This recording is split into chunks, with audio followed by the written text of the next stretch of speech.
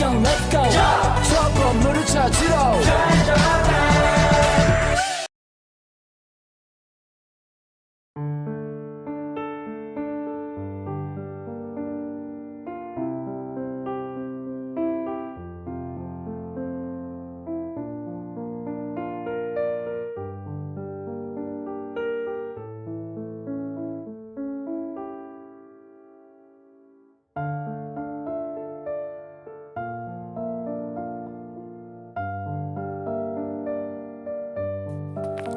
Dalam sudut pandang yang kadang terlupakan, Palestina masih mempertahankan kisahnya yang penuh perlawanan dan ketahanan.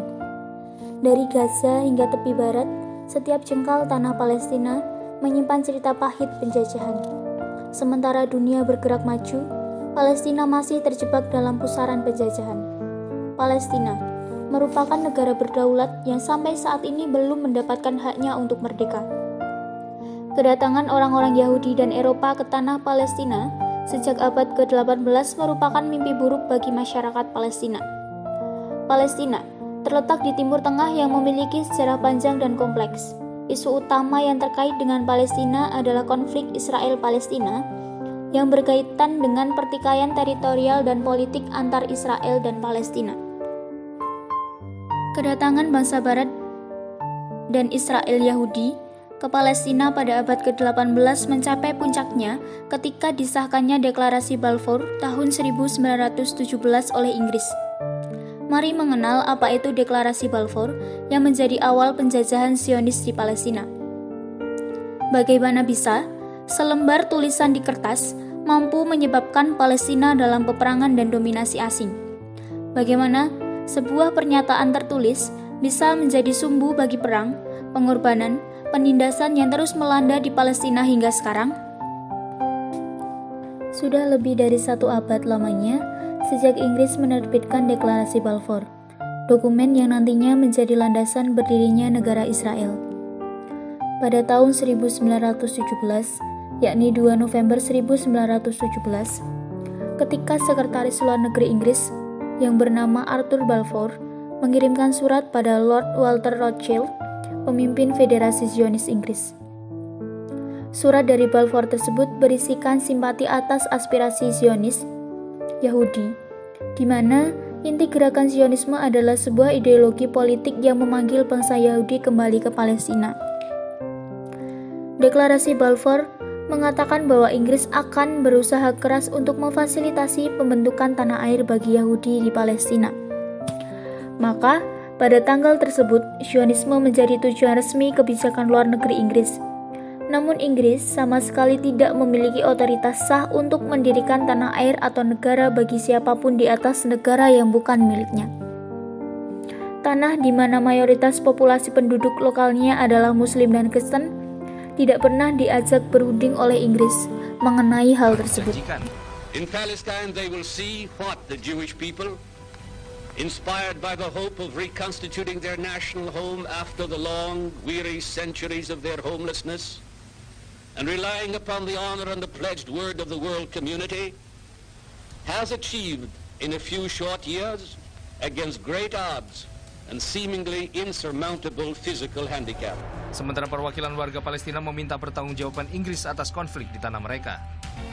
When we remember that the Balfour Declaration was made without the consent, not to say the knowledge of the people most directly affected, when we know that it was inconsistent with the pledges given to the Arabs before and after its date, it will be the duty of the Special Committee to inquire into the legality, validity, and ethics of this document. Polemik di tanah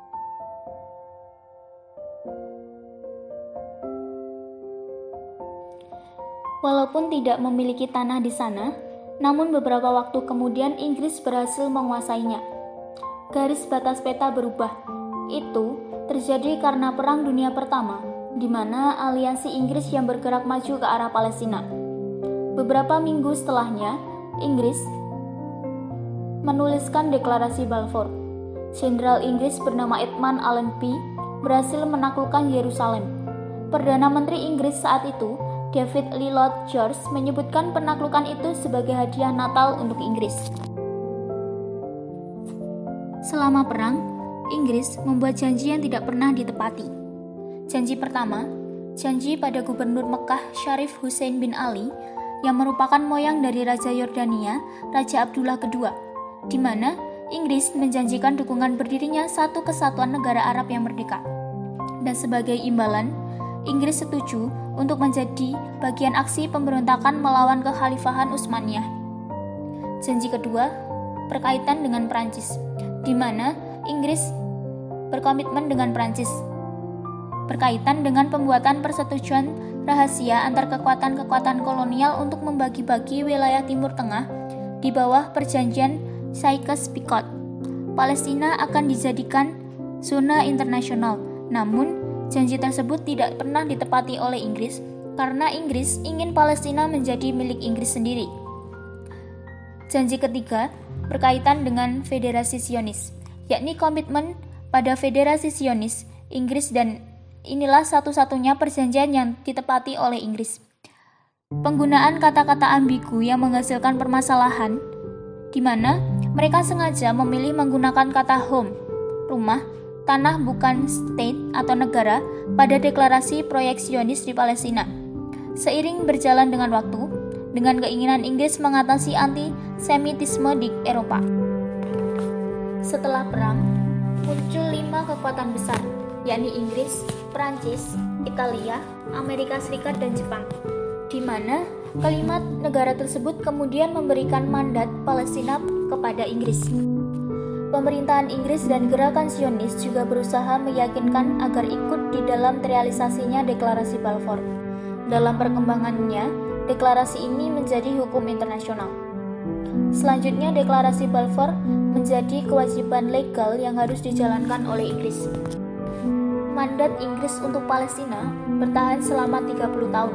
Ada bagian dari deklarasi Balfour yang kerap terlupakan, yakni tentang tanah air bagi Yahudi yang isinya berupa larangan melakukan sesuatu yang merugikan hak-hak sipil dan keagamaan komunitas non-Yahudi di Palestina. Pada faktanya, pada tahun 1917 hanya ada 8% orang Yahudi di antara populasi penduduk Palestina. Antara tahun 1920 sampai 1930-an, Inggris memfasilitasi imigrasi Yahudi ke Palestina dengan memberikan mereka paspor Palestina. Seiring bertambahnya demografi, maka kebencian meningkat antara komunitas Yahudi, Palestina, dan juga Inggris. Lebih dari 700.000 masyarakat Palestina diusir dan lebih dari 15.000 penduduk dibunuh dalam pembantaian. Selanjutnya, Zionis kemudian mendeklarasikan negara merdeka yang mereka beri nama Israel pada 14 Mei 1948 dan mulai proses penghapusan kata Palestina dari peta dan penghapusan jejak historisnya. Hal tersebut berlangsung hingga tahun 2023 ini. Masyarakat Palestina menyebut kelahiran negara Israel tersebut sebagai Al-Nakba, yakni malapetaka. Tiap tahun ketika Israel merayakan berdirinya negara mereka, rakyat Palestina menandainya sebagai suatu penghancuran sistematis terhadap mereka.